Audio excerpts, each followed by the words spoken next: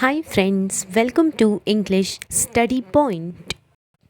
Today I am going to discuss one concept by T.S. Eliot, and this concept is dissociation of sensibility. So this phrase or this term was used in T.S. Eliot's essay called The Metaphysical Poets, which was published in the year 1921.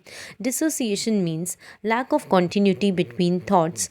It also means separation or detachment of thoughts from experiences. So it is a state in which some integrated part became separated. Now, sensation means expressing deep feelings. So it is like a person's ability to reflect deep emotions while writing. This is called as sensation according to T.S. Eliot. Now, dissociation of sensibility means detachment of feelings or experiences from the intellectual thought. It means disjunction of thoughts or separation of thoughts from the feelings. So it means whenever a poet writes poetry, he only writes without feeling any kind of emotion in his poetry. यानी कि जब भी एक poet poetry लिखने की कोशिश करता है तो वो एकदम से लिखने लग जाता है बिना किसी फीलिंग के साथ, जिसे टी.एस. इलियट जी की भाषा में कहा गया है dissociation of sensibility. In his essay called The Metaphysical Poets, he talks about earlier metaphysical poets of the 16th century and early 17th century, and finds in their works there is presence of unification of sensibility, because these early metaphysical poets used to intermingle thoughts and feelings while expressing emotions in their poetry.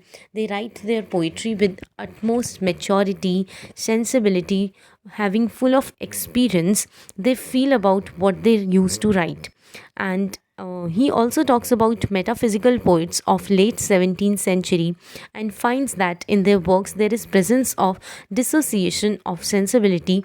It means there is separation of thoughts as well as feelings in their poetry. They do not feel when they used to write. They are not so matured enough.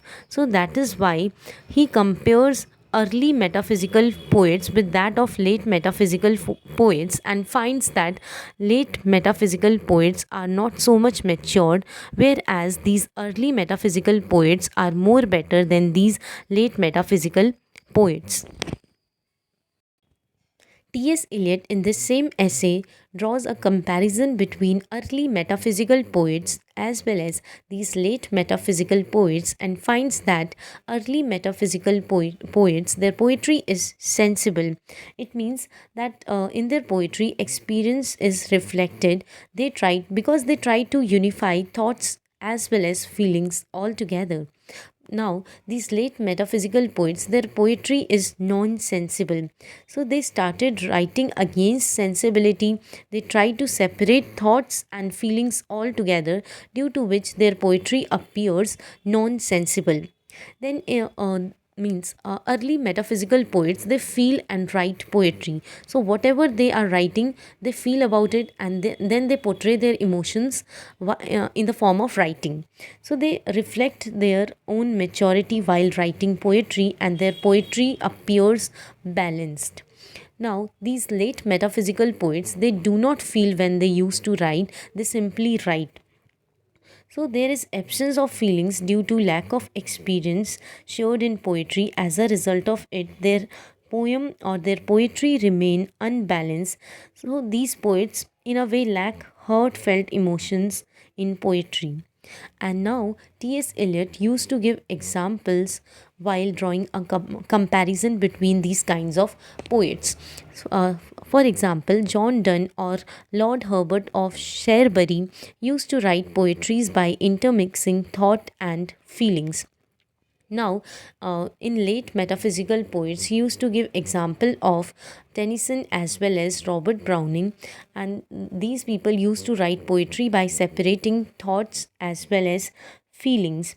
So Tennyson and Browning are great poets, but they are devoid of thoughts as well as feelings, due to which T.S. Eliot is criticizing late metaphysical poets, because there is some kind of disassociation of sensibility in their poetry. That is why their poetry do not appear as good to T.S. Eliot. So he is criticizing late metaphysical poets in his essay called The Metaphysical Poets.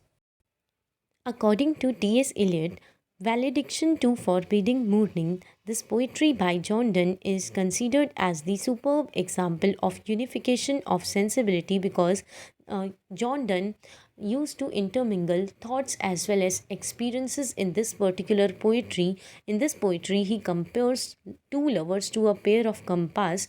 So there is some kind of experience, as well as there is a he wrote this particular poetry with having full of emotions in it. So that is why this poetry can be considered as the superb example according to T.S. Eliot, which fits with the definition of unification of sensibility. According to T.S. Eliot, dissociation of sensibility was the result of natural development of poetry. It means that whenever a poet used to write his poetry, they just write without any kind of feeling involved in it. So it leads to natural development of poetry, which will give rise to or birth to dissociation of sensibility. यानी कि जब भी late metaphysical poets poetry को लिखा करते थे, तो उनकी पोइट्री के अंदर फीलिंग्स और एक्सपीरियंसेस, उनके एक्सपीरियंसेस बिल्कुल सेपरेट रहते थे, जिसकी वजह से उनकी पोइट्री समझ में आ पाना मुश्किल होती थी. सो इससे क्या होता था, बर्थ होता था डिसोसिएशन ऑफ सेंसिबिलिटी का, जिसका मतलब है कि उनकी पोइट्री के अंदर ना तो फीलिंग्स इन्वॉल्व होती थी, ना उनके थॉट्स और एक्सपीरियंसेस बिल्कुल सेपरेट होते थे, जिससे क्या होता था, नॉर्मल रीडर्स उनकी पोइट्री को कॉम्प्रीहेंड नहीं कर पाते थे. That is why it will give rise to dissociation of sensibility. Then with this particular video lecture ends over here. Hope this video lecture will help you in your UGC NET English Literature exams. Thank you.